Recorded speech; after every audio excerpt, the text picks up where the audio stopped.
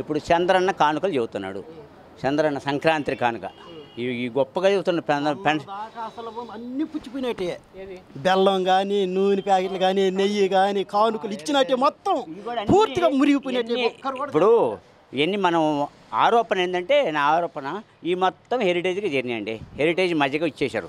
ఇప్పుడు అందుకని హెరిటేజ్ చంద్రబాబు నాయుడు వచ్చినాక 3 పువ్వులు 6 కాయలుగా విరాజిల్లుతుంది. ఎందుకు విరాజిల్లుతుందంటే రూపాయి ఖర్చు పెట్టకుండా కోట్లు దోసుకున్నందుకు వచ్చినాయి. అర్థమైందా? ఇది నా ఆరోపణ.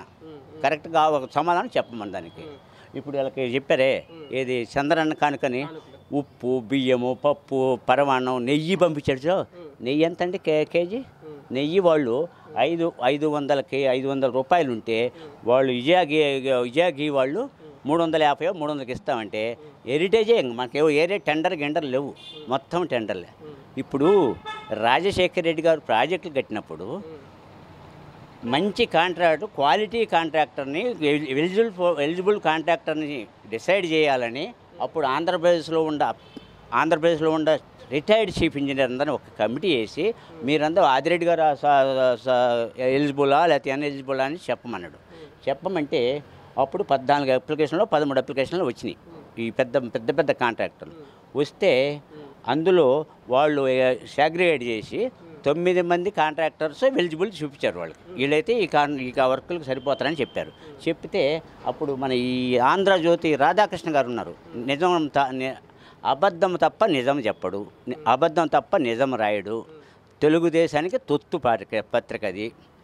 తర్వాత అప్పుడు ప్రకటిస్తే ఈ ఆంధ్రజ్యోతి అని ఏమి రాత్రి తెలుసు అంటే 9 మందిని డిసైడ్ చేసి చీఫ్ ఇంజనీర్లు రిటైర్డ్లో ఎగ్జిక్యూట్ చేస్తే రాజశేఖర రెడ్డి గారు ఏదో నవరత్నాలు కాకుండా ఇప్పుడే నవరత్నాలను పెట్టారు.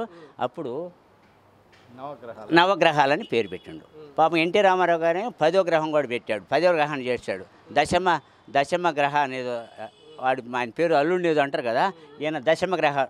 ఎన్టీ రామారావు ఈయన ఎన్నిపోటు పడిచినప్పుడు రామారావు గారు ఇంకొక గ్రహం కూడా ఉందిరా దేశంలో, 9 గ్రహాలే కాదు 10వ గ్రహం కూడా అని చెప్పాడు.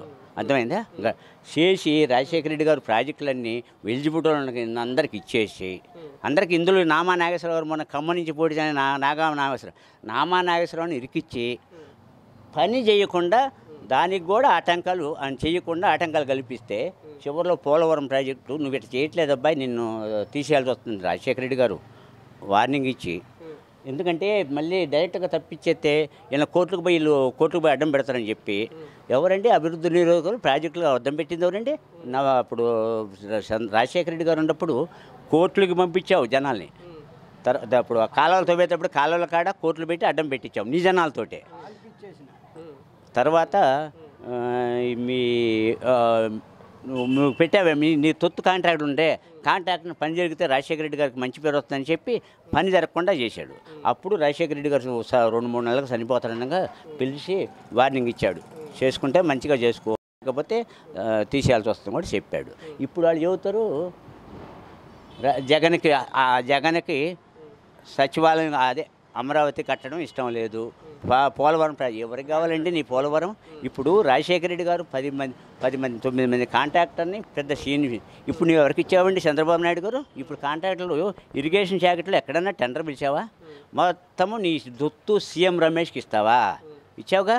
సీఎం రమేష్ మీ వాళ్ళు ఎక్కడ కమిషన్ కావాలంటే అక్కడ కాజేసి 10 కోట్లు అయ్యేది 110 కోట్లు తీసుకున్నావు, డ్రా చేసుకున్నావు. చూసుకొని మీ ఇరిగేషన్ శాఖ మినిస్టర్ను మీ జీఎం రమేష్ గారు గొడవ పడ్డారు.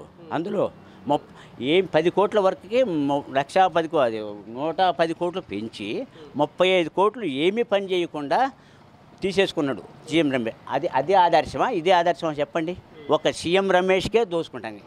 ఏమండి నీకు హరికృష్ణ గారి మీద మన యమ ప్రేమ పుట్టింది కదా, యమ ప్రేమ పెట్టి సుహాయిని తీసుకొచ్చి ఇక్కడ నిలబడిన హరికృష్ణ గారు మనకు రాష్ట్రం విడిపోవటానికి వీలు లేదని చెప్పి ఆయన రాజ్యసభకు సభ్యత్వానికి రాజీనామా చేస్తే ఈ 5 సంవత్సరాలు ఉండడు ఆయన దగ్గర. మరి నువ్వు సీఎం రమేష్కి అసలు తెలుగుదేశం పార్టీ ఇప్పుడు ఎట్టుందంటండి, ఇక్కడ అమ్మబడును కొనబడును పార్టీ అయిందండి. దాన్ని తెలుగుదేశం అనకూడదు. అమ్మబడును కొనబడును, రాజ్యసభ సభ్యులేమో అమ్ముతాం, ఎమ్మెల్యేతో కొనుక్కుంటాం. అమ్మబడును కొనబడును పార్టీ తప్ప అది తెలుగుదేశం పార్టీ కాదు. ఇంకా లేకపోతే ఎన్నుపోటు పార్టీ, దగాకోరు పార్టీ, దివాలా తీసిన పార్టీ ఇవన్నీ వర్తిస్తాయి వాడికి.